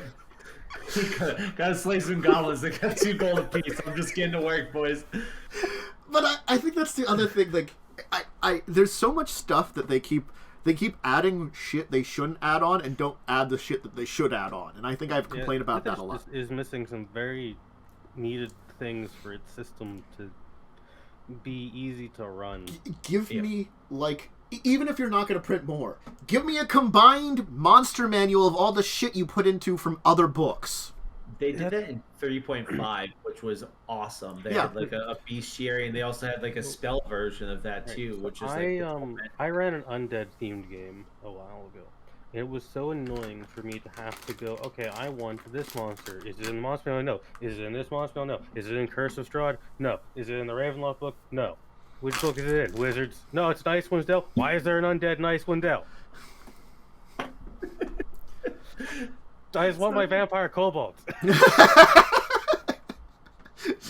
I think the other thing I have to say about like monsters is, I think this is something I brought up last week. 5th edition really screams having from levels 1 to 20, the monsters not being divided in 1 to 20 categories, being divided like to 60 categories, honestly. I've got some complaints about monsters that came up recently. Because, like, you could have, like, a Challenge 6, and that Challenge 6 is, like, Type 1, Type 2, or Type 3, and they could just murder the shit out of each other, and you just look at them, and it's like, yeah, one of these is not like the other, and they're the same challenge. In the session recently, we were fighting a CR5 undead. I don't know what it was, because I don't know every goddamn monster in 5th edition. It had too much HP for a CR5. It had like, I think it had like 168 HP. Yeah, they give you some that's tanky, too much. Tanky. The way 5th edition pumps CR is by giving it HP. Yeah, I think that's a really bad way to do it. Yeah, 5th edition. The way a lot of games have always done that. Like, it's a huge thing that the problematic thing with a lot of games that will just make things seem more difficult because they take longer. Because I'm not actually being challenged. I'm just waiting longer to get combat in 5th edition is pretty dull most of the time. Like, let me put it this way. Like, I think Pathfinder, both 1st and 2nd edition, does this a lot better. Pathfinder, yeah, higher challenge, the more beefy it is, but you do more damage. Yeah. 5th edition, like my 5th level character is maybe doing like only maybe like 5 damage less at most than my 15th level character. Yeah. It's like no difference. For the most part, your plus to damage is always going to be 5 unless you get a specific type of weapon. Yeah, because because BAB doesn't exist and shit like that. Yeah. Which, I mean, is both good and bad because it simplifies combat, but I think it makes combat a little too stagnant when you are at like a level 5 boy doing the same amount of damage 10 levels later. Yeah, the damage doesn't change. Maybe I get more attacks, which doesn't feel like an advancement a lot of times, you know, like. At least, you know, like, as I said, like, Pathfinder, even 3.5 is, like, not only did I get more attacks, I got, like, feats or their special abilities that could alter my attacks, you know, like, power attack. I subtract from my attack to do more damage, you know, that's a classic there, you know. They have that stuff in 5th edition, but they cost feats, and feats are, like, you have to replace an ASI, and nobody wants to do that. I've actually hit the point where I'm like, you can just have both. Because it makes it more fun. Mm-hmm. I agree. I honestly, I might end up stealing that because I think that's a really fun thing to do. I like it. It just makes it more fun for players because you get your stat bump, but you get a cool ability as well. Or you could take Chef and waste your feet. I don't necessarily mind somebody like buffing up monsters if the players get, because that's what I don't really mind, giving my players power, because I have infinite power, so I can Yeah. just be more Hey. powerful if I Oh, need you to. stumbled upon an overpowered build. Okay. Screw you. The monster's more powerful.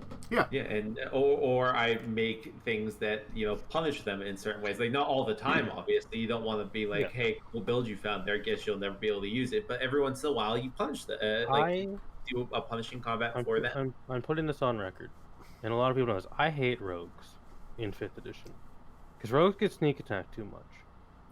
What I have done to make it a little less you get sneak attack on like everything, I have certain monsters, if they have other means of seeing you, like blind sense or such, or have a passes of 18, you can't flank them to get advantage.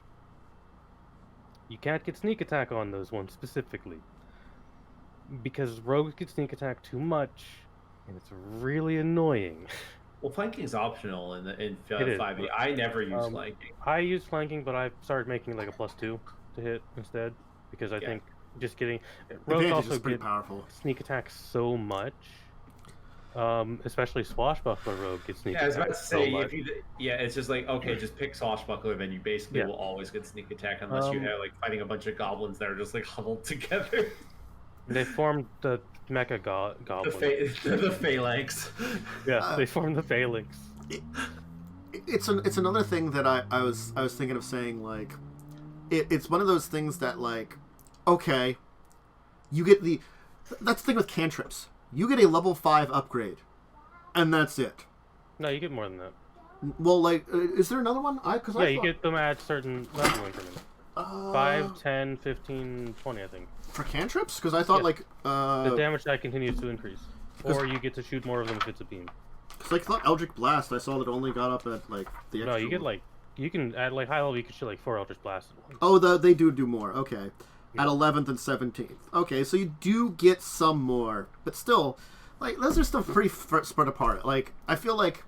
I was going to say, like, second edition, I like it a little bit the way they do it, because they have the boost up a little bit more... You like, have a level to it all. And that's kind of neat.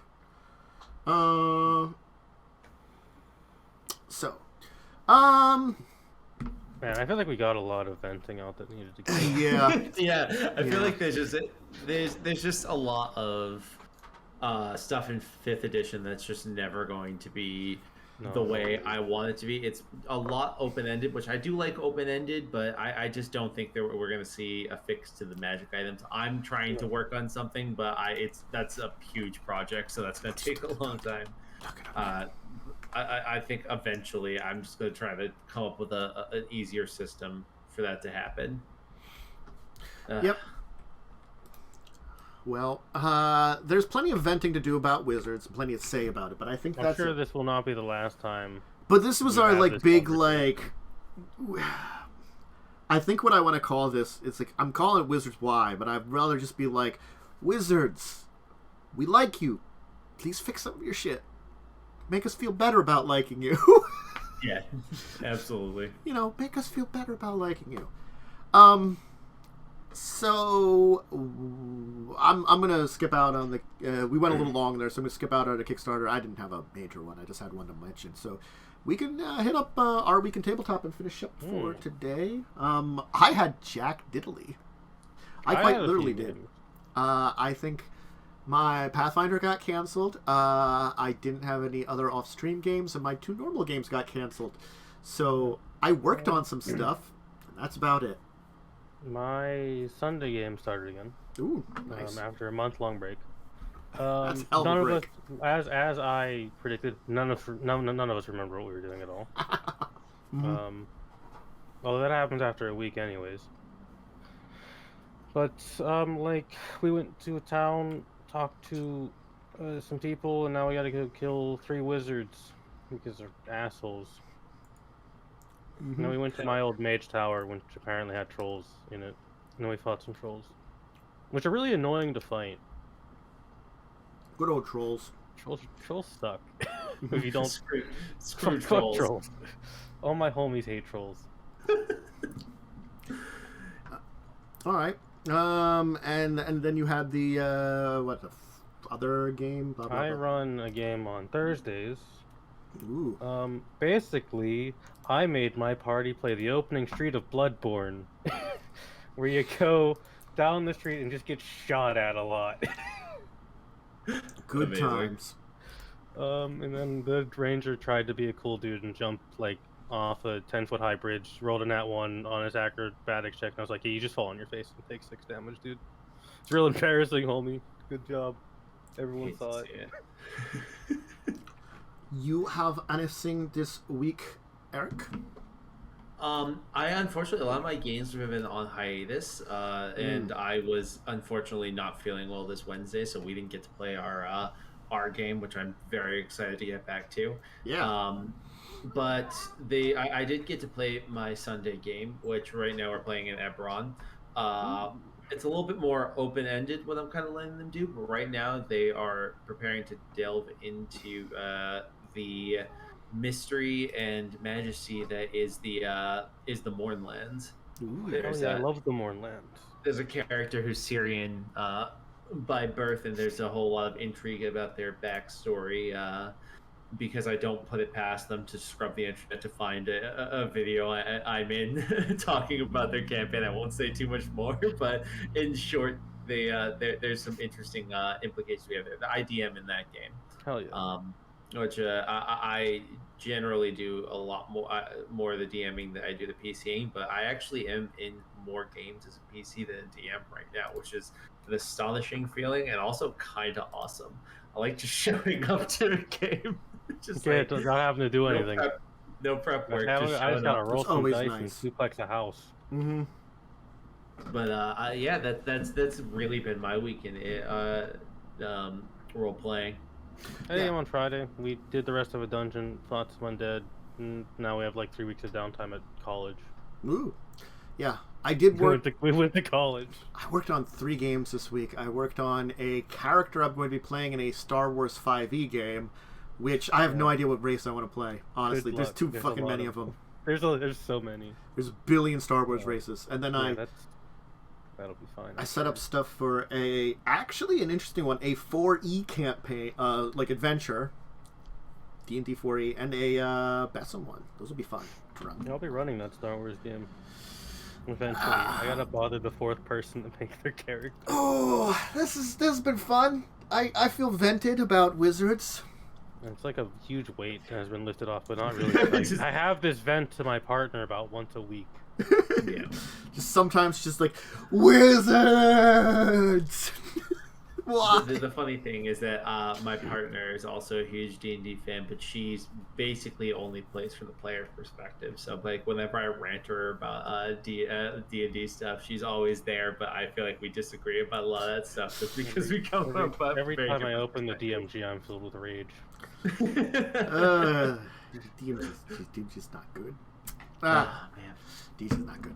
That's more stuff for more days. And it's honestly, we've gone about 2 hours, and that's hitting our limit here. That was a podcast. That was a podcast. So That's a podcast, baby. Thank you, Eric. Thank you, Momo, for joining me.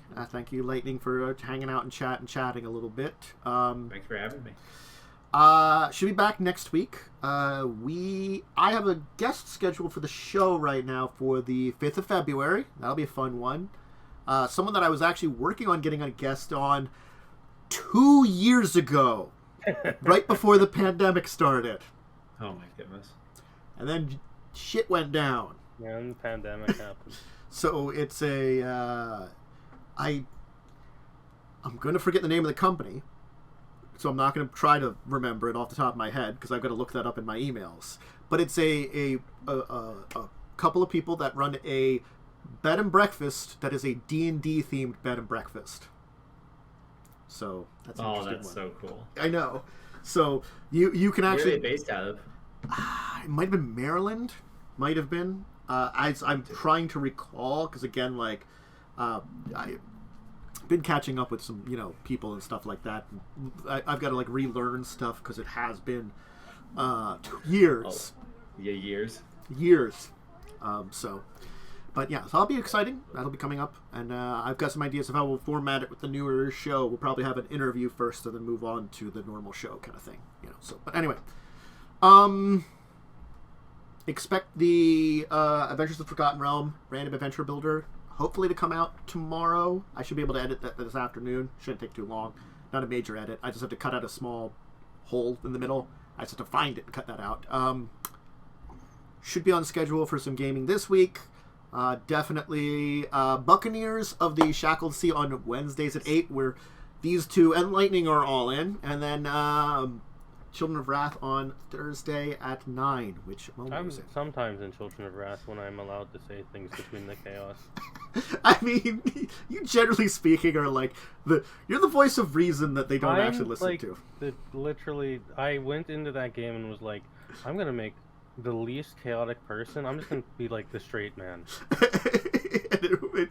You really are like the straight man in a party of insanity. What's wrong with you idiots? Yes, that's what you have to say to them a lot, because they have really terrible ideas. Anyway, I hope everybody has a great rest of your Saturday and weekend. If you can't join me for anything else, I will keep people informed on Discord, Twitter if I'm going to do anything else this weekend. Otherwise, I will see people next week for adventures. I hope you check these folks out on their various respective platforms where they're doing stuff at various points in time. And, yeah. There's a motorcycle going by. You're making... Shout out to that motorcycle. Shout out to the running motorcycle in the background. I mean, that's what you get when you have a motorcycle shop like two houses down, basically. Anyway, well, for now, everybody. Bye. Ciao for now.